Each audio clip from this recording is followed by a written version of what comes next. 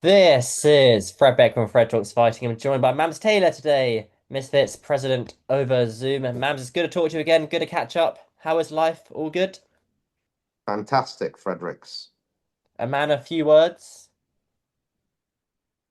Ask me some questions. Okay, okay. Your thoughts on the Andrew Tate and Chase Moore press conference? How did you think it went? The first press conference on Rumble. I think it went very, very well, very entertaining. Listen, when you can hold your own without any gimmicks, without any chairs being thrown around, water, eggs, God knows what else we've experienced, you know you're onto something because that guy had everybody glued to the screen from start to finish. He's very quick-witted. He understands the business. He's entertaining, and he's the top G for a reason. So he really, really held court phenomenally well and connected, I think. And uh, we had 500 million impressions in less than 24 hours. I don't know what it's up to now, but it was absolutely blown away any other press conference in terms of the sheer numbers from the clips from all across social media. Very, very good. Chase Moore, the champ, held his own very well. He's obviously decided to go down the disrespectful path. Getting personal, trying to get in Tate's head, but Tate's a seasoned veteran. I don't know. We'll find out December 20th, fight before Christmas, only on Rumble Premium. Rumble, the first time Misfits isn't on DAZN. It's on Rumble for this event. How was Rumble as a broadcaster? So far, so good. Great relationship, really easy negotiations. I love it, man. Just very transparent and cooperative. A good joint effort. Obviously, we couldn't through there's a lot of complications in these businesses, man, and I'll tell you that. And before we could actually make a decision, it took a while before we could actually be in position to make a decision. So as soon as we could, we did the deal with Rumble very quickly, and yeah, I think it's going to be a fun experience. I'm looking forward to it. How does Misfits Boxing look as a company going into 2026 if Andrew Tate wins or if Chase Moore wins? I think you know me well enough to know that I always prepare for outcome A, B, C, D, E, F, G. So, whatever happens, Misfits boxing has to be bigger than everyone and everything, every one fighter, every one person. So whatever happens, the show must go on. Andrew Tate has been CEO for Misfits Boxing for about 3 weeks. Granted, he's been busy training, so I wouldn't imagine he's been too busy behind the scenes making stuff happen. But going into 2026, when he hasn't got a fight to train for, how do you imagine him as a sort of business partner? He's been very involved, regardless of how busy he is, how much he's doing his training camp. I'll say, "Hey Andrew, do you mind sending me some footage of whatever? You hitting the pads." He'll send 6 videos like within hours. He doesn't. He's not a bare minimum type guy. He's very actively involved. He has ideas. He's a creative, and intelligent man who gets how to grow in business, and he understands that. He understands business growth. He understands the audience, and yeah, it's honestly been very smooth sailing. He's got some very cool, fun, creative ideas. He mentioned he's got a $50 million idea the other day. I think it's more like a $500 million idea, but or even more. But yeah, he's definitely fun to work with and very much involved. The press conference didn't really kick off. It was more of a trash talk press conference, quite intense and that matter of fact. But he did rock up to the press conference on a boat. Chase Moore got a snake delivered to him by Warren Spencer. When the snake incident happened, were you not a little bit nervous it might bite Chase and the whole event could get cancelled? I was nervous that Chase might bite the snake.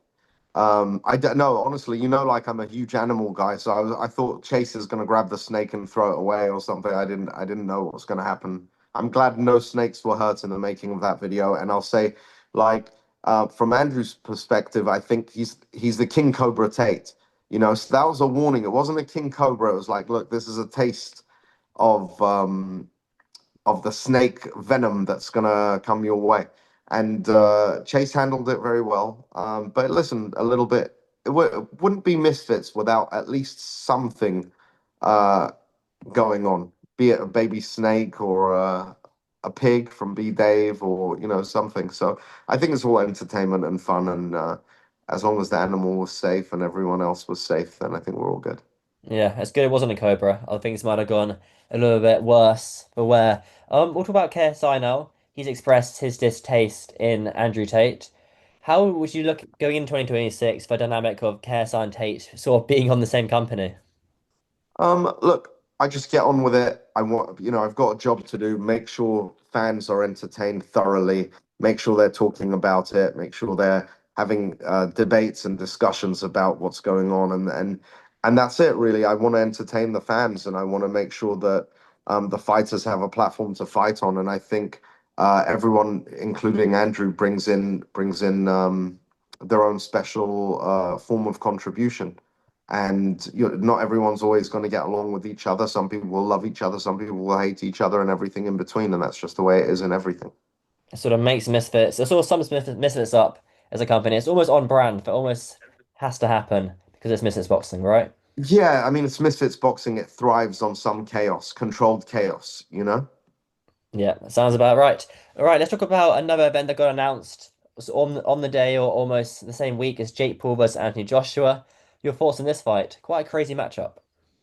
I think it is a crazy matchup, but listen, all due respect to Jake for taking that fight. I mean, it's it's against a guy who's not past his prime. It's against a guy who he can't weight bully. It's against a guy who's I think it's safe to say has a far superior skill set to him as an Olympian gold medalist and so on and so forth. Uh, Massive pair of balls on the guy. You can't take that away. So this actually negates all the other fights that were manipulated in a way with weight and this and that. This cleans his slate, I think. So I'm a fan of the fight. It's going to be fun to watch. I just hope that no one gets seriously hurt and they have a great show. Were you disappointed that the 5 weeks clash with Jake Paul, Anthony Joshua, and Andrew Tate and Jason Moore being on the same week? As a fan, no, because like I think what a great weekend. What a fantastic weekend. You get to see Jake Paul. I mean, what world are we in where you see Anthony Joshua fighting Jake Paul in a proper boxing match, and the next day you see the top G, King Cobra Tate, making his actual, I don't say day, obviously he's fought many times, but it's his boxing debut as post fame. This is something that I think everyone's wanted to see. What's he really like in the ring? Is he going to be the top G in the ring as well? And I think the excitement for this is, uh, I think it's underestimated until you look at the numbers. You look at the numbers on the press conference. Have you ever done views like you've just done? And about 2.5 million so far. Pretty good. Very Good proud of indeed. that for I mean, you. I've Well never, to be done. fair, it's nuts because Misfits done what, the 23rd event or 24th event, and no one's ever done that. Or no, I've never done that on this channel. Normally you have the media workout, press conference, weigh-in, a fight day. But I've never done that many views in one singular day, just off one press conference. It's pretty crazy. I mean, It's even you guys putting 500 million on impressions for Twitter for I'm one press sure that conference. that was yesterday morning. So what is it? 30 hours later. What are we on now? I don't know. But those are some incredible numbers for us. And it's just from a press conference. It's not fight week yet. So I imagine there's going to be a lot more to come. And the rest of the card is really, really a fun one for me from start to finish. So I can't wait. I can't wait. I'm very excited. Our first Misfits Mania, Fredericks. And I anticipate this will be an annual event. I anticipate this will be the king of all crossover boxing events. And yeah, more to come. Misfits Mania, almost like WrestleMania. When's Misfits Royal Rumble? Uh, okay, come on. Do you have any good questions or We'll talk about this then. Dillon Danis pulling out of his fight against Anthony Taylor. What's going on with Dillon Danis? Dillon the Crow Danis is the MMA champion of Misfits, Fredericks, and that remains a fact. But he's not fighting. Well. Would you fight if 25 Dagestanis jumped up and down on your head? I'd be in the hospital still, probably. Yes, exactly. So that's a testament to the boy's toughness. He's not in hospital, but obviously not cleared to fight. And I look from Misfits' perspective, we are very much. Um, you've seen this firsthand. We are very much about fighter health and safety, and we don't take any chances because it's a dangerous enough sport as it is for any boxer, not just. And I dare say crossover boxing has been safer than boxing or other combat sports, because we go to the extreme lengths to make sure, even in states where you're not required to have an MRI, you're not required to have an eye test, you're not required to have A, B, and C. We go the extra mile and make sure they get fully tested for everything. Health is on point. Now you're cleared to fight. Can you prevent people from getting hurt in boxing or any combat sport? Of course not, but you can definitely take preventative measures. And cautious measures to make sure they're in as safe an environment as possible. Dillon Danis, obviously very excited about him as champ, very excited about him defending, very excited for AT to have his fight with him after their history. It just wasn't meant to be. So was I disappointed? Absolutely. Was there anything I could do about it? No.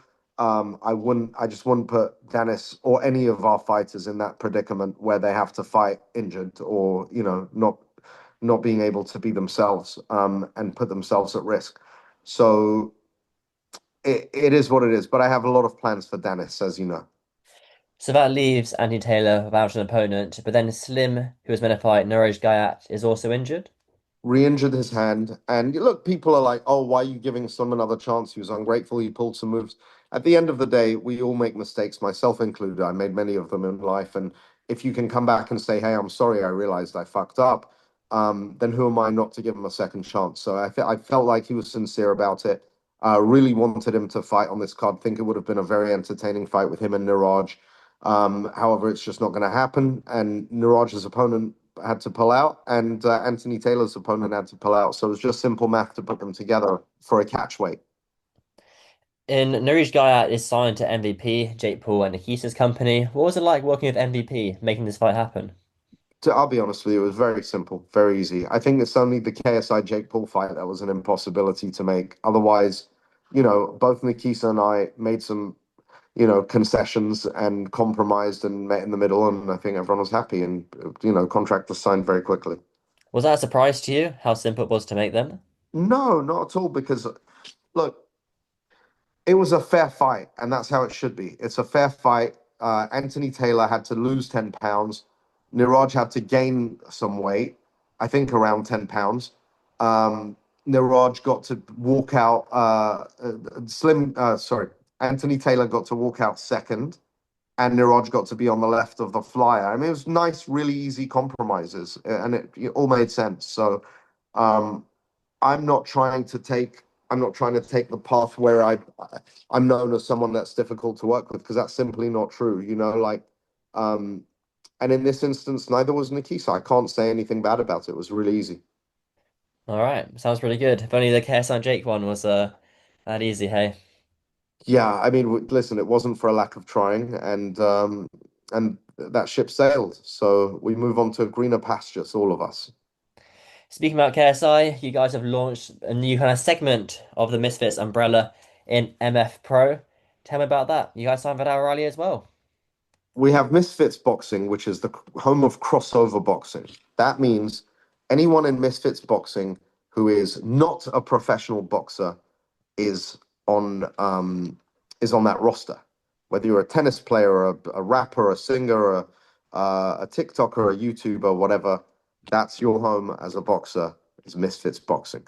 MF Pro is traditional boxing through and through with a bit of an edge to it. Now, when I say an edge, it's just because of the experience of the creatives and the marketing, and all of that. It's not going to be, there's no tag team in MF Pro.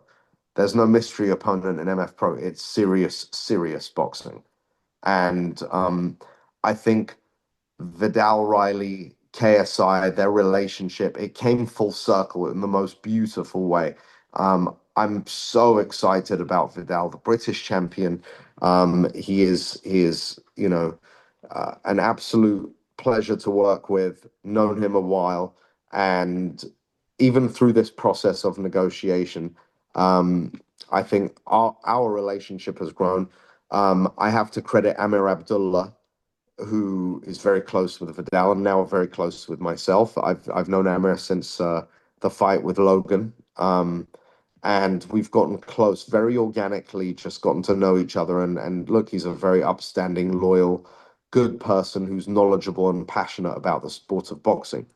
Um, so for me, I'm taking a back seat. I'm very much still passionate and involved behind the scenes with MF Pro, but I don't want people to mix up the two brands, and I don't want MF Pro, uh, the reputation of MF Pro to be held back by Misfits Boxing. Misfits Boxing is entertainment, it's pure entertainment with a sporting element to it. And that's what I mean. You'll have mystery opponents, and it's still the juggernaut that it is, and it's the number one place for crossover boxing. That's not going to change. It's only going to get bigger and better. However, MF Pro is its own entity about traditional boxing. It's simple. It shouldn't be as confusing as I've seen it is on under your Twitter comments, Fredericks. Not mine. I haven't actually tweeted about it yet. Well, you better tweet about it now. I'll have a look, see if anything's see what's going on. Who's gonna be running MF Pro then? Who's in charge? Who are the figureheads? Well, you've got Amir Abdullah, KSI, the Sowland brothers, and myself. So we're all partners. And like I say, for me, I'm going to be behind the scenes and let the boys be the face of it all and be the voice of it all. And I think I think we've done very well to sign some of the signings we have so far. We've got a few more in the pipeline that are going to be really, really fun. Um, but we've got an amazing roster, a very young roster on the whole, and we've got a British champion as well, and a bunch of future world champions, including Vidal. And this will all be sanctioned under the British Board of Boxing when you've got UK events, right? Well, yes, for the UK, absolutely. All right, sounds pretty good then. Things are definitely moving under the Misfits front of things. Um, Obviously we haven't done interviews since the national card. Just want to touch on a couple of things on the Misfits dual card. How is Rod Stewart's son? He's great. That's it. Did you watch the Conor Benn versus Chris Eubank fight and see Rod I Stewart watching in the audience? I did. He should have come down to his son's one. What do you think Rod Stewart's son could fight Joey Essex? But you can ask if he could fight Conor Benn. Um, do I think he could fight Joey Essex? I think that's a great fight. That's a really fun fight. I don't think Rod Stewart's son got to display like what he's capable of in that fight. If it's his first fight, let's give him another chance. When it's time. Lewis Bowden would be good. Lewis Bowden's a little. I mean, look, all of them are good fun to watch. So let's see. But Lewis Bowden definitely wants to make a return in 26. You never have a Newcastle show. I Once will again, do just for him, honestly. I love his crowd. yeah, he did sell it out. Main event this time. Found him a big Yeah. name. Anything else on the radar before the Andrew Tate fight live on Rumble? Anything else coming up? Any more fights to be announced on that at all? There's lots going on, lots going on. Very, very busy. I don't think I've had any spare time in the last 3 months, so it's just been non-stop work, work, work, I'm grateful that I love what I do because otherwise it'll be miserable. So there's a lot of fun things coming you guys' way. As long as you're entertained and excited and happy, then I'm happy. All right, sounds pretty good. I'll see you in Dubai next week. Not long at all. Thank you, Fredericks.